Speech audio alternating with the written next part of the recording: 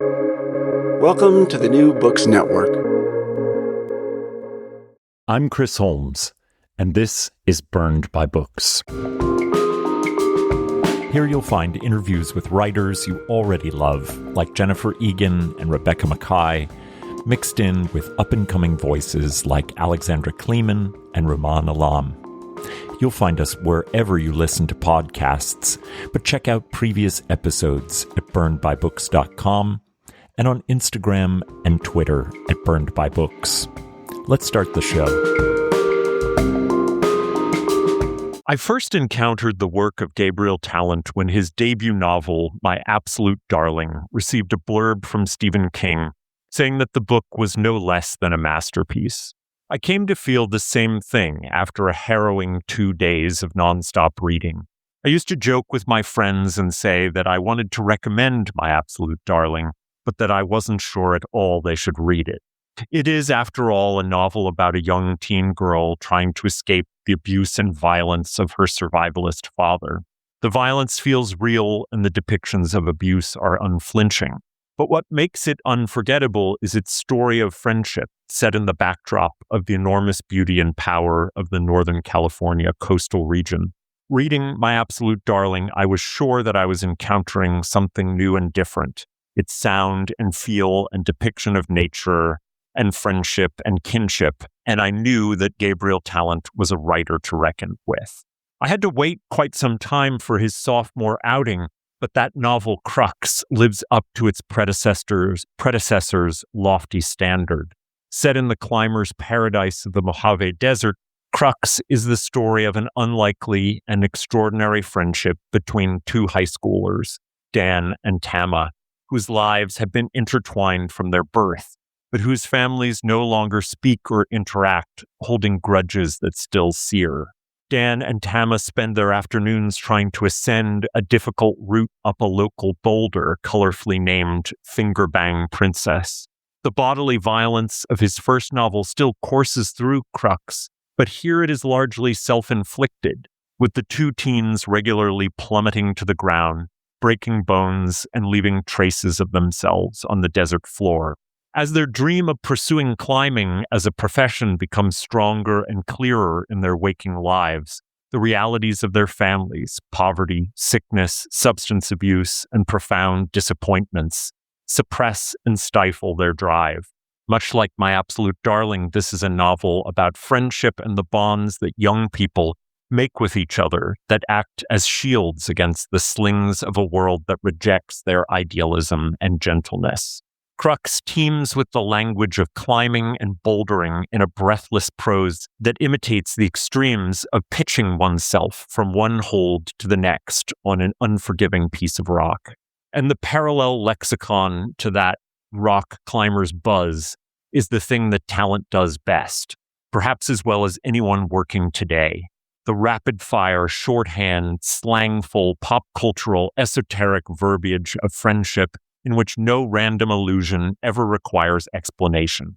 Crux is a thriller, a novel that puts you on razor's edges, gripped by bloodied hands, but its heart lives in acts of generosity and selflessness that do not happen on a boulder. Gabriel Tallent is the author of My Absolute Darling, which was a New York Times bestseller and a New York Times notable book, as well as a finalist for the LA Times Book Prize and the John Leonard Prize. Gabriel was born in New Mexico and raised on the Mendocino coast by two mothers. He studied English at Willamette University with a focus on 18th-century cultural history. After graduation, he led trail crews, scrubbed toilets at Target, worked in the dining room at the Alta Lodge, and bussed tables at the Copper Onion. He now lives in Salt Lake City with his wife, Hattie, and their 3 rambunctious boys. Welcome to Burned by Books, Gabriel Tallent. Thrilled to be here. Well, I've been wanting to talk to you for a long time, so I'm glad that I get to talk to you about this beautiful book, your second novel. Crux is a love letter to the climbing world. Its intense insider knowledge about the sport and its lexicon of holds and moves could have frankly been a killer for a non-climber, but you somehow managed to invite us in to make that language powerful, even if we aren't always sure what it refers to. So first, what's your relationship to this world of climbing and climbers? And second, how did you thread that needle of making it hospitable to all readers while signaling to a very specific audience? Well, I am a climber. I started climbing. I mean, I guess it's like a little hinky. There was my high school had just like a short bouldering wall. And so I started climbing then, but not very seriously. There used to be like a bridge, and like Mendocino is the worst possible place to climb, maybe the hardest place to climb in the United States. And so is tough. But there was like a bridge where someone had epoxy. Is it because it's flat? It's not flat. It's just far away from any real climbing, and the cliffs are sandstone. So the cliffs are just, I mean, they're like biscuit. They break apart. So it's a terrible place for climbing. But once I met my wife in college and moved here to Utah with her in 2011, in like fall of 2011 after she graduated. And I was like, if we're going to live in Utah, we're going to start climbing. And so like the first day I was here, we went out to IME and bought a rack and started climbing. And so early on in our relationship, we were climbing all the time. We started climbing a big cottonwood, which is a lot of sport climbing, kind of like more accessible climbing for beginners. It's on quartzite, which is a kind of a distinctive golden, hard, glassy rock. And then we moved to climbing a little cottonwood canyon, which is white granite climbing, trad climbing, very intimidating, very old school, with like a strong old school ethic to the area. And then started taking trips to Joshua Tree, yearly trips to Joshua Tree, and really did a lot of learning out there for trad climbing. So I'm not like a good climber. I'm not a talented climber, but I'm a passionate climber, and climbed a great deal here and in Joshua Tree and City of Rocks. So we're pretty passionate. Like Indian Creek is one of the major destinations close to us here. It's a trad climbing destination like 4 hours south of us, 3-4 hours south of us. And so we'd go down to Indian Creek every week and climb towers and cracks, and it was an essential part of our lifestyle, I would say. So that's my relationship to climbing. Most of my friendships were climbing friendships. And the second part of the question is how I worked the language of that into the book without it being too daunting. Well, I'm glad to hear you say it's not too daunting. It's of course a concern. I've always loved books that welcome you into a new world. Like Moby Dick does that, has that feeling, you know? Mm-hmm. Matterhorn, the Vietnam novel, Garth Greenwell, What Belongs to You. Like there are these books that feel like they transport you into another world, and like you're going to go deep into that. And I love that as a writer. Sometimes climbing novels don't really give you that. Solo Faces is a climbing novel by James Salter, and it never really like scratched the itch for me. It always felt a little distant from the actual climbing. Although I can totally see him writing a climbing novel. I didn't know he had one, but that kind of makes sense to me. I would be riveted to hear your thoughts. It's a book that I feel a lot of hostility towards. But that's because it doesn't ring true to your experience. It rings true. Look, this is what I do best, is I derail questions. So here's why I feel hostility to it. It's because it's a very classic climbing novel. Don't get me wrong, it's a great novel, right? Like I just feel hostility to it because that's sometimes who I am as a reader. It's a great novel, but it has a classic climbing stance, which is that the hyper masculine protagonist has to leave women and children behind to seek self-actualization on the mountains of France. Well, that's Salter like summed, I mean. Indeed.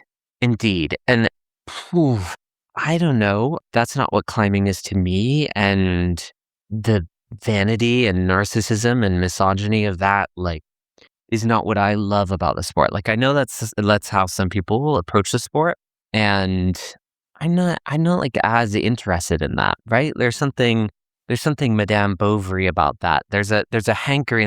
There's there's a hating of your life and a hankering after adventure that takes you away from your responsibilities that I'm so skeptical of.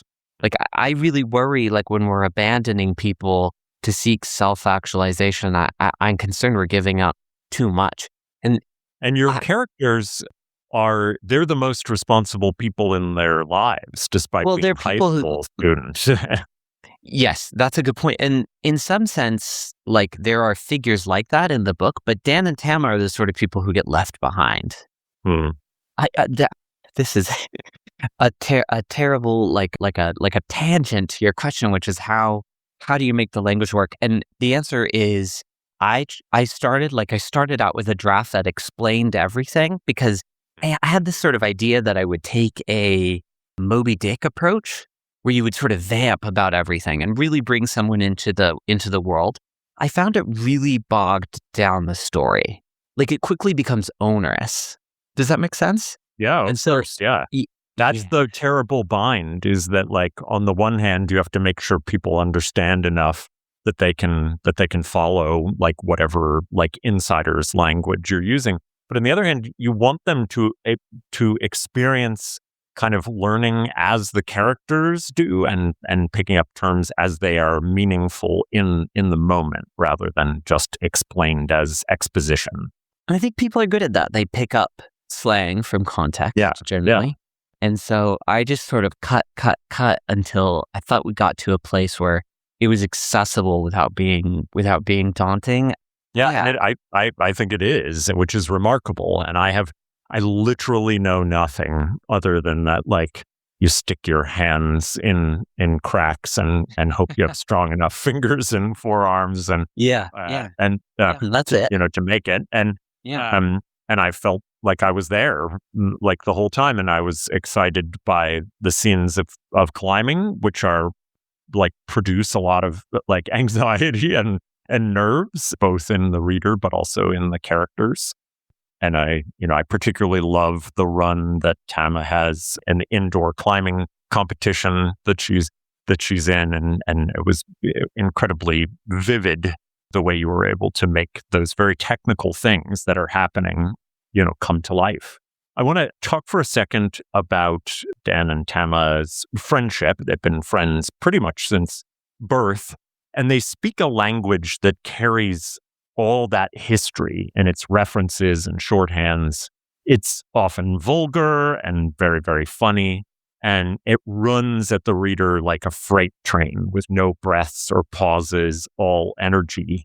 And I'd love for you to read a section of Tama's dialogue where she's describing part of the history of their families, and then we can talk a little bit about the magic that I think you do with dialogue. All right, here goes.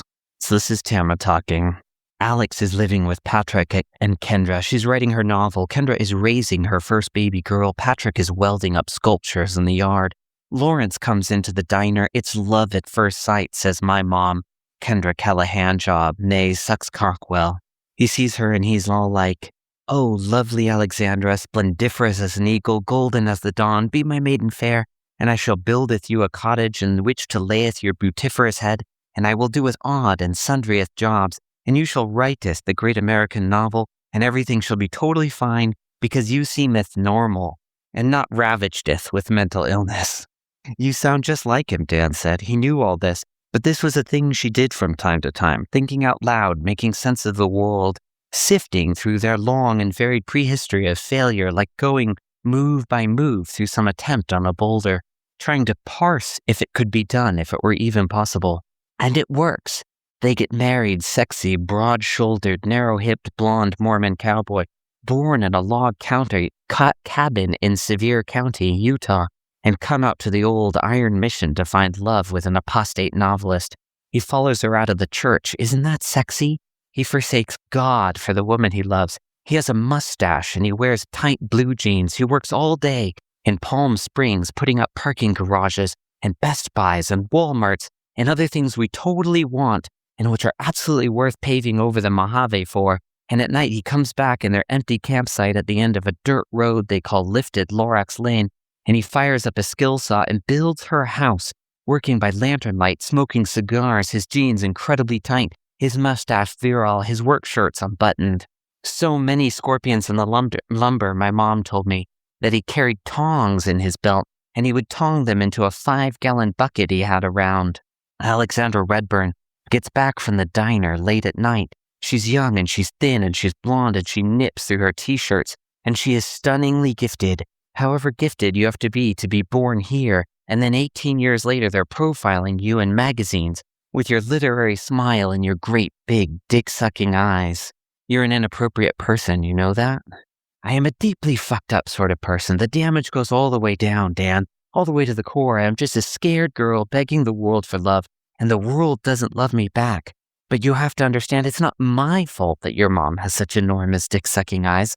I saw the profile in Kendra's sock drawer. I just call it like I see it. Anyway, Alexandra comes back to her campsite at night, and she puts her typewriter on a chopping block, takes an enormous fucking drag on her cigarette, pours some black velvet whiskey into a tin cup, and she does what she has been wanting to do all her life. She writes a novel, Ephedra, a 900-page epic about the desert, Mormons and massacres and polygamy, prophets, white salamanders and true love. She shows the novel to my mom, and my mom is all like, more bodice ripping, more skirt hoisting. And you know what? She's right. 8 months later, they're toasting Ephedra in New York, in Paris, in Los Angeles, in Salt Lake City. They're excommunicating her. She walks a red carpet in Milan, goes to Hollywood and shoots with Vogue. In Iowa City, she does orgies with Jonathan Franzen. I never heard that. It just feels true. Does Franzen attend a lot of orgies? I see you reading the corrections with that steamy little smoke show smoldering from the back cover. You know he does, Dan. And the whole time he's like, where are my glasses? I've lost my glasses. And that's because Margaret Atwood keeps stealing them, isn't it? Who hurt you? Oh, you know who hurt me. Anyway, your old man is like, my Alexandra, maiden fair, I always kneweth you could perforce doeth this thing. And she goes, put a baby inside me. And he goes forthwith and post haste. And they get pregnant and they have this beautiful baby boy with a gigantic ween. I can't believe you're making me read this section. Strange thing to say about a baby. A stunningly sexy baby with piercing blue eyes and blonde hair and chiseled jawline and shy smile. Just this, God, the handsomest toddler. Tama. Thank you so much. Yes, the very reason that I had you read it, it is So just like the Giga Chad baby. This episode is brought to you by Redfin. You're listening to a podcast, which means you're probably multitasking. Maybe even scrolling home listings on Redfin, saving homes without expecting to get them. But Redfin isn't just built for endless browsing. It's built to help you find and own a home. With agents who close twice as many deals, when you find the one, you've got a real shot at getting it. Get started at redfin.com. Own the dream. Hey, it's Sterling K. Brown from the Hulu original series Paradise. The next chapter begins as Xavier's search for his wife takes him above ground, and what he finds will change everything. It was never just about the bunker. Tune in and discover the truth lies outside. Paradise, the official podcast, is now streaming, and stream Paradise on Hulu and Hulu on Disney+. It is so indicative of what you're doing so often with this kind of ecstatic revelry of talk between the two of them.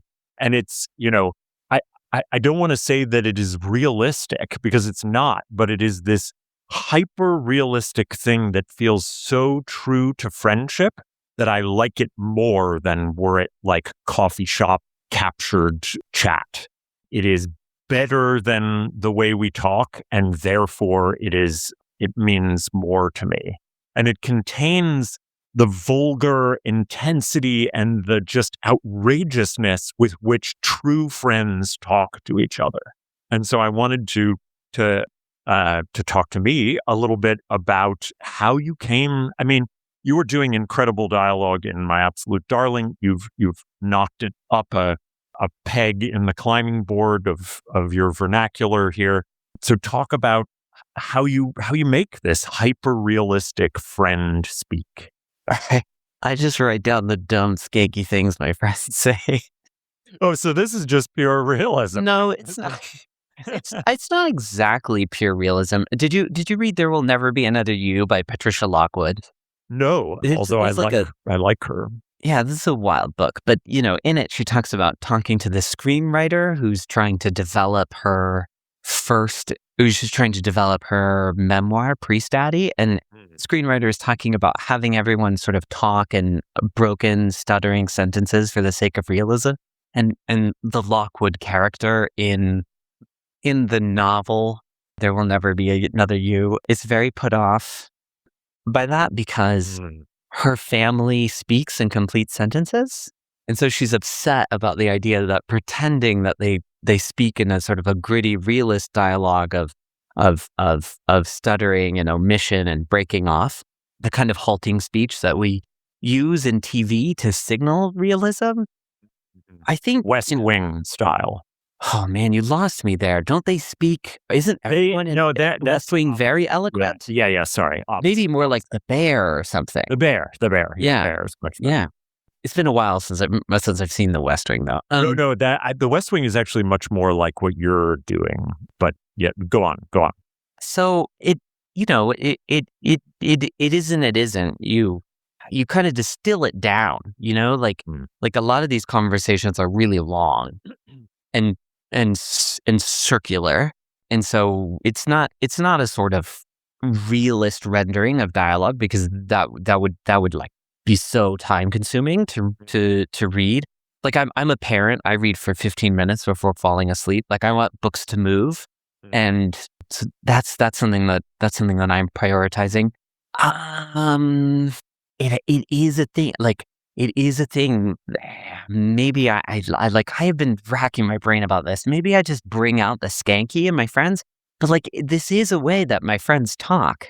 I would say with Tama, it's like turned up a notch because she's supposed to be brilliant in a way. Like I want you to see what is brilliant and lovable about Tama, so you get it. There's like a greatest hits quality in the sense that they would talk all night, and I'm lifting out some of the fieriest. You love a feral genius teen girl who's got like nothing going for her, but like is so preternaturally smart and able to see the truth of other people. You love that. You're drawing a comparison between Tama and Turtle, aren't you? And Yeah. I'm worried that it's wrong. It's wrong. Okay, tell me why it's wrong. But like I get it. They're both girls, and they are both very strong-willed people. But like Turtle is silent. Turtle is quiet and brooding and bottled up and like under excruciating tension. And she's careful. She is so careful. And Tama's not at all. And But Tama wouldn't is you say she has a yeah. kind of like organic brilliance, especially in her interactions with nature? For the most part, she Yeah, has this sort of, Turtle like, is brilliantly perceptive, but Turtle is more like Dan. She's a great athletic talent. She's perceptive. She's quiet. She lets someone else kind of talk. I think it's like the gender thing. Like you want to match the gender, but I think Tama and Turtle are very like are so because Turtle is like is brooding and like meticulous, and Tama is like a risk taker, and But they both want a kind of mastery over their natural surroundings, which I think is like one of the things I saw drawing them together. yeah, that's true. Yeah. But you're right. You're totally right in terms of their like affect and the way they show their intellect. It's they're oppositional and Yeah, and Turtle is hostile and misogynist and like pretty, like and Tama is like vampy and funny and a lesbian yeah. and compulsively friendly with everyone she meets. And kind of friendly even when she's like tearing them down. And That's like such a tradition among climbers, is that like taking the piss out of you humor, Okay. Yeah, so this is just like, I guess at my funniest, there is a way that people talk. And I think it's something, I can't speak for all climbers, and other climbers have said, like, no, it's not like this. But like, I just feel like when you're at the crag, you just hear people being raunchy. Like you hear, I think it's because it's like you're out there, you're dirty, you're messy, you're away from the institutions. Climbing has this like strong countercultural streak. Yeah. And so you're trying to capture that. And with Tama, you're trying to just like lean into the tremendous joy of that. Cause like for me, like I really wanted to take you out climbing in this book. Like, what is it like to come out climbing with my friends? And this is like a part of it. Is like people will just talk, and they talk about their life in a way that I find so moving and interesting and funny and thoughtful. Like this thing that she's doing where she's like going over her prehistory. My friends do this. Like my editor was like, no one does this, like no one, like Dan would know all this stuff. Like Tama would never rehearse it.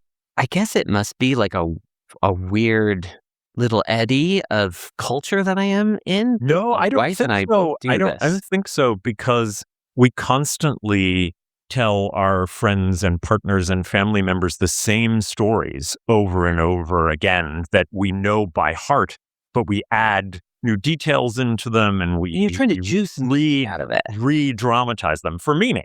Exactly, for meaning. And so I think it's very true to form, and it's how you reinforce friendship over and over and over again, is that you give it to these key core moment memories and you re-dramatize them. And so it felt very true to form to me. As for the literal how, which I don't feel like I've answered yet, we used to have a crack machine in this room. Our basement flooded and we lost it. But a crack machine is just a big simulated crack. Okay. I thought you were talking about like something to make crack cocaine or something. I don't know. Yeah, I would just do a lot of crack cocaine to get going. No. No. It's like a big simulated crack. Okay. It's like it's a horizontal beam. Yeah, it's a horizontal beam, and you can climb underneath it back and forth. And so I would just like start writing, and then I would just like climb laps on this thing, trying out, like literally talking to yourself, like trying out monologues in your head until you came up with something good, and then you write that down. And I would do like 30, 40 pages of this, and then just cut it down to like 5 pages, because you just want to keep what's getting you there. So that's the how of it. But a lot of times I'd be out climbing and my friends would say something wild, and I would just be like, I'm putting that in the book. Nice. Amazing. So you have clearly, I mean, between your love of climbing, but also like your intense desire to represent in great detail natural spaces, you clearly have a love of nature, and you attempt to understand like our relationship and connection to nature through these like monumental experiences with really sort of like foreboding, dangerous, and overwhelming nature. And we see that in both books.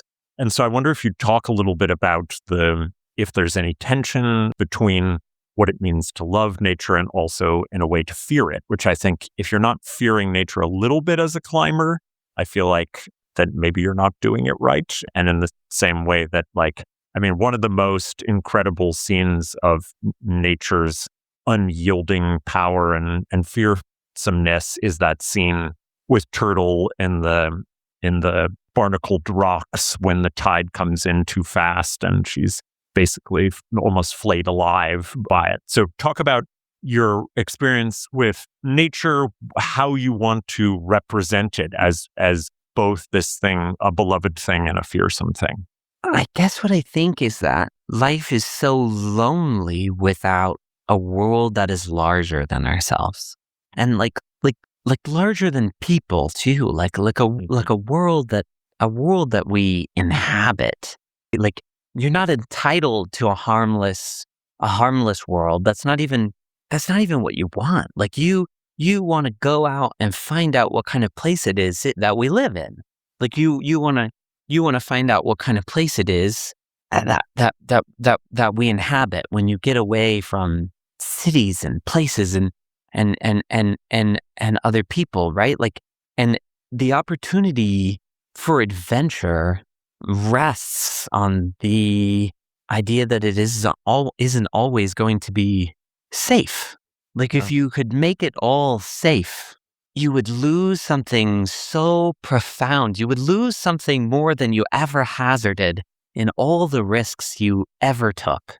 You would end up with like a Crustables version of the world, right? Like a processed, tasteless, crustless thing. So I guess it doesn't need to be reconciled at all. Its beauty and its dangers are part of its glory, are part of what is so wonderful about it. And it is the great privilege that we have to like sometimes go out and see those things for ourselves. That's lovely. I like that very much. I love these two friends and how unlikely they are in a lot of ways. They're, already like Montagues and Capulets with their family feud, and she's an out lesbian with very little interest in at least kind of structured school, and he's this hetero guy with a driving academic mind that functions really well in those structures. And yet their love for one another is so full and complete, and it's made up of loyalty and respect and care. They don't desire each other physically, but their relationship is intimate in a way that almost feels like it could be sexual just because of how much they know each other. They know their bodies. They've seen each other in ways that make them intimates in ways that they aren't yet with other people. And so it's sort of like almost like a proto-sexual experience. But I want you to talk about just their closeness, what you loved about creating such an unlikely friendship and what it is that binds them.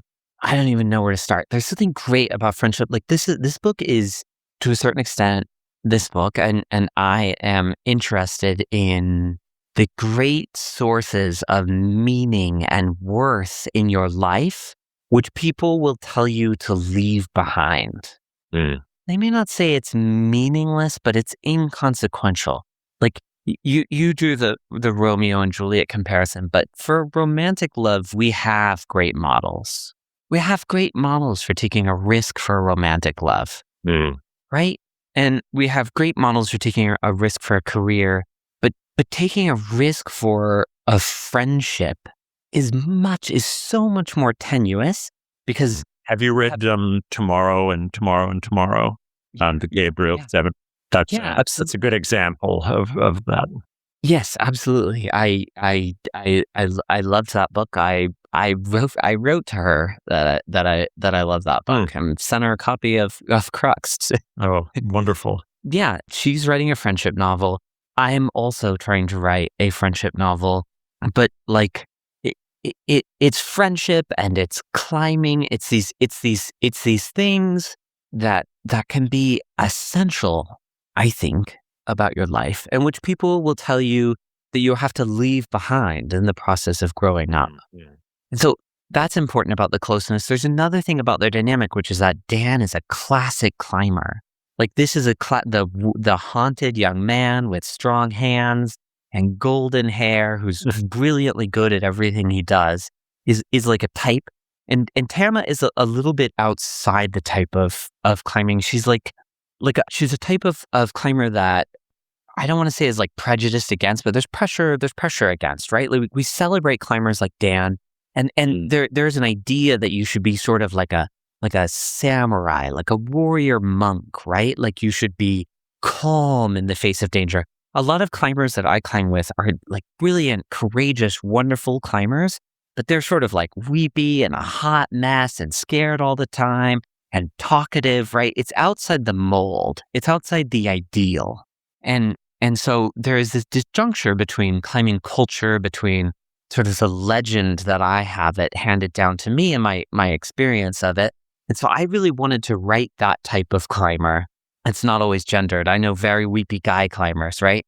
But I wanted to write that type of climber into the story. And so their friendship is something maybe a little subversive, right? Because Dan is a climber embraced by climbing tradition, and Tama, who is sort of desperate and afraid and intuitive and emotional, is a climber a little bit shunned in the narrative. Does this make sense? You're trying to play with tradition. You're playing with traditions of the sport. Does that make sense? Absolutely. So their friendship accomplishes something that you want to do, which is that, like, I love climbing. You're trying to embrace what is great about it, and you're trying to maybe critique or attack what frustrates you about the narrative, right? Making true? Oh yeah, very much. Okay. Yeah. LinkedIn is pretty great at a lot of things, like helping you tap into the latest trends and insights in your field. We cannot stop your coworker from tapping her pencil. LinkedIn can help you find new jobs that align with your career goals. We cannot help you find the source of that weird smell in the office fridge. Ew. And while we can't stop your coworkers from bringing their hobbies into the office, LinkedIn can help you bring your career to the next level. LinkedIn is the network that works for you. And so, like Tama, for example, when she's at the climbing meet that she enters, she kind of runs into one of her climbing, ideals. I forget her name, to remind me. Paisley Colors. Paisley. Yeah. Yeah, and Paisley is just like pure strength and like has had all the privileges that a climber can have in being set up to be great at it. And Tama has had to do it on just pure perseverance. And Paisley at one point says, I don't even think you could do a pull-up. And yet she just through sheer will is able to intuit and use her body in a way that she can draw on strength, but it's not strength drawn from privilege. It's not strength drawn from classical climber things that you're supposed to be good at. So that's one of the things I found remarkable about her. Yeah. The figure of Paisley, that's a very, very controversial figure in the sport. The sort of pampered influencer style, full face of makeup climber that has really racked the sport with disputes.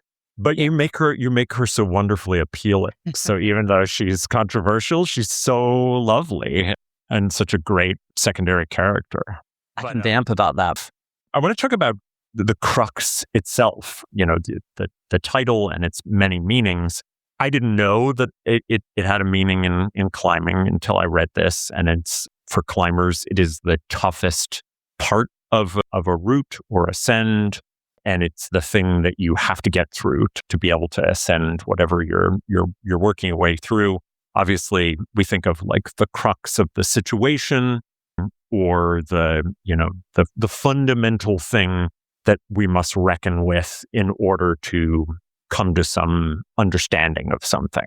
And so I wonder if you talk a little bit about how that operates doubly in the novel and why the climbing crux is something that maybe opens up for us the way we think about these cruxes in our lives off the boulder, off the wall.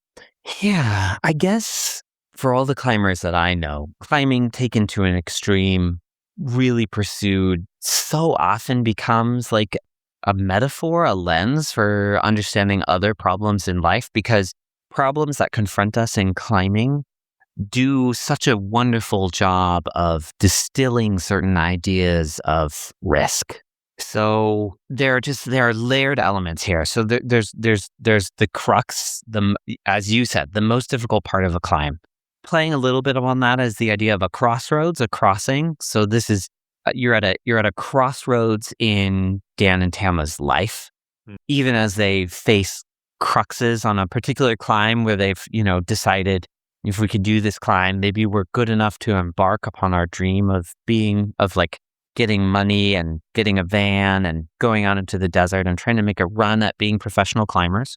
And there are certain cruxes in the book which are trying to not exactly work as metaphors, but to illumine an element of risk. So I guess a problem is that I think as Americans, we oftentimes think about risk as something we undertake. We take on risk as if by not doing something risky, you take on no risk, right? As in the sort of the binary choice between risk and safety, as if we decide to go climbing and you take on the risk. And if you don't go climbing, there's no risk. But that's not true. Ahead of Dan and Tama, if they do nothing, are lives they don't want. And around them are ruined adults. I think that this is true, that if you don't fight for the things that are important in your life, you can end up with a joyless life, a life you do not love, a life that has no aliveness in it. And so that's what's ahead of Dan and Tama, right? Is this future that is stark and terrible to them. And they have to find another way. They're questing after that, right? And so they're trying to get good at climbing to see if this is something they could pursue, see if it's a way out. And so there's risk on either way. The climbing is risky. They don't have enough equipment. They don't have the bouldering pads to adequately protect it.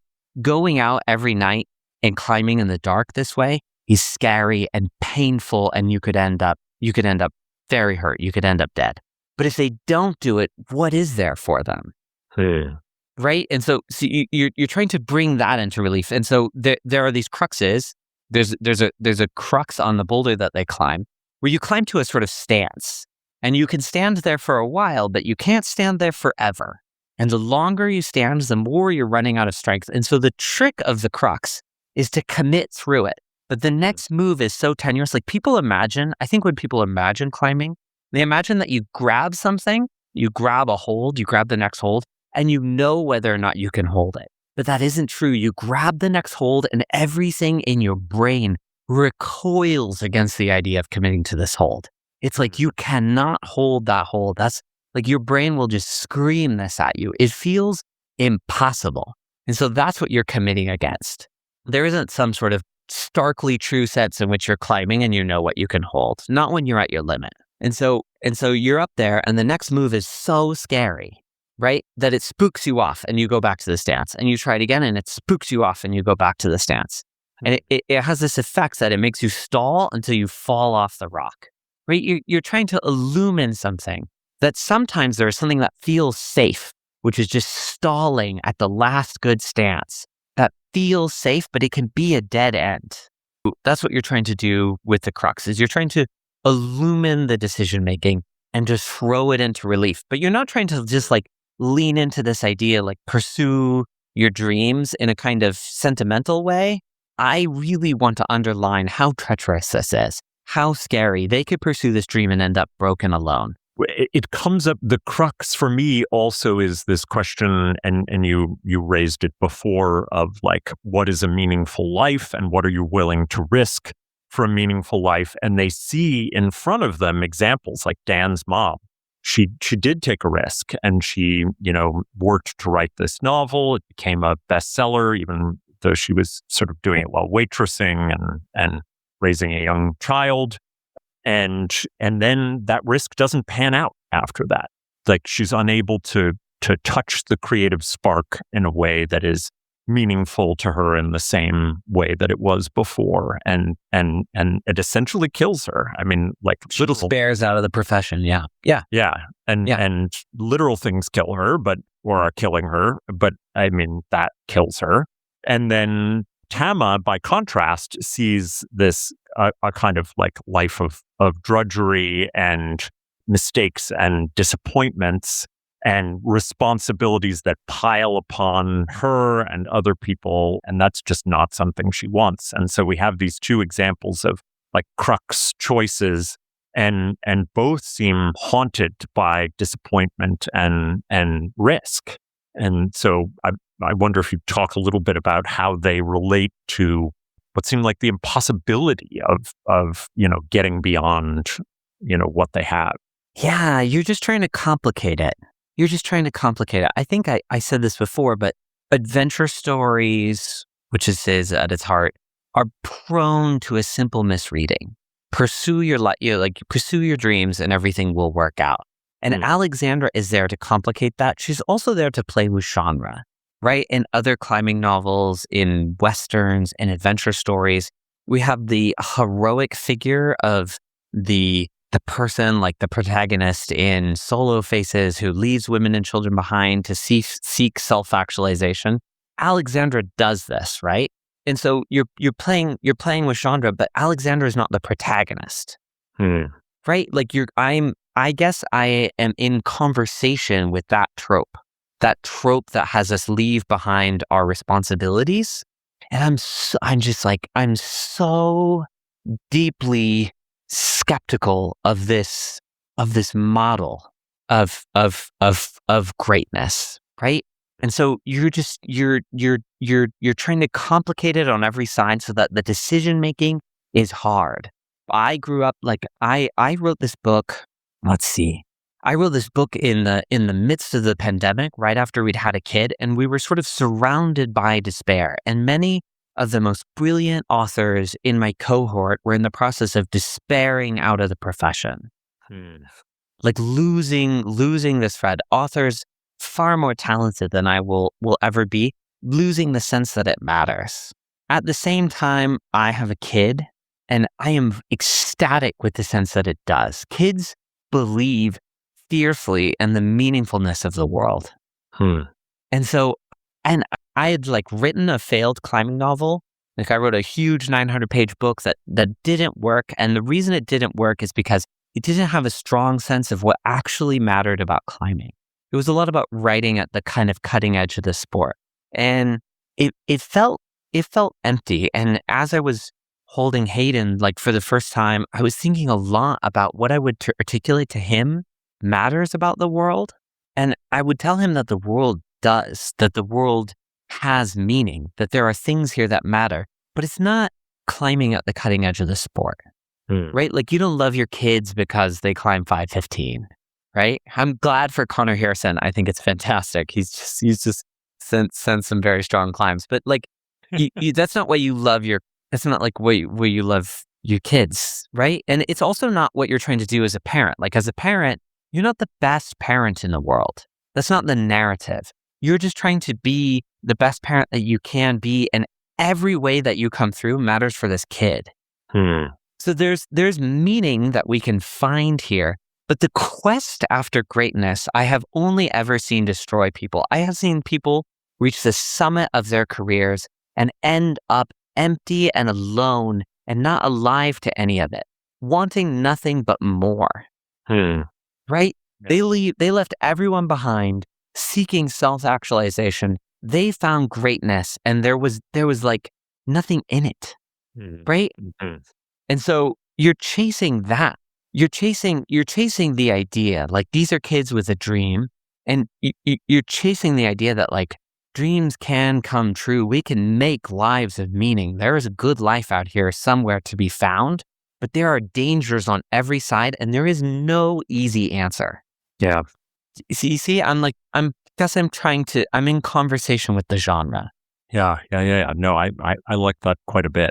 Gabriel, before I let you go, I would love to know a little bit about some things that you've been reading and loving recently. I know you have little kids, and sometimes having a consistent reading life or writing life during that time is hard. But are there some things you might want to recommend to my listeners?